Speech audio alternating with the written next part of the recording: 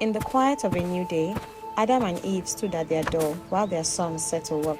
Cain tended the soil he loved, and Abel watched the flock he cherished, and so their home breathed with peace and purpose.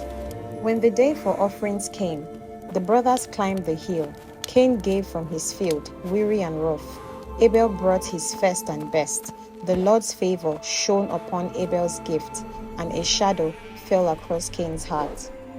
That evening, when the smoke from Abel's altar rose higher than his, Cain stayed behind in the field. The ground was quiet, but inside him something began to stir, a heaviness he could not name. The next morning, the voice of the Lord came softly in the wind, asking, "Why are you angry, Cain? If you do what is right, will you not be accepted?" But Cain turned away, his heart tightening instead of yielding.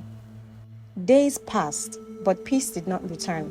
Cain worked harder than ever, yet every glance towards his brother fanned the flame of envy. The more Abel smiled, the more Cain's silence deepened. One afternoon, Abel called out, "Brother, walk with me to the field." His voice was gentle, unaware of the storm beneath Cain's calm face. Together, they walked into the fading light. They walked far from home, where no voices could reach them.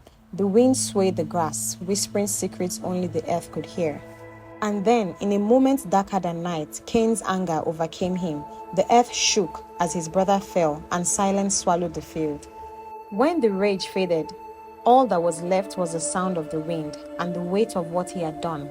The ground beneath him felt alive, crying out for justice. Then the Lord spoke again, "Where is your brother Abel?" But Cain's heart hid behind pride. "Am I my brother's keeper?" he said, though his voice trembled. And the Lord said, "Your brother's blood cries out from the ground. From now on, the land will no longer yield for you. The soil that once fed him now turned his face away." At home, Eve wept for the son she lost and the one who remained. Adam stood behind her, silent, some pain he realized no labor of the hands could ever mend.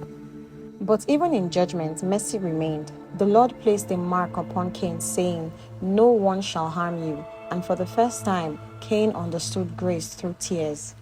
And so, Cain left the land he once tilled. The wind followed him for a while, then faded into silence. The world stretched wide before him, lonely, endless, and waiting.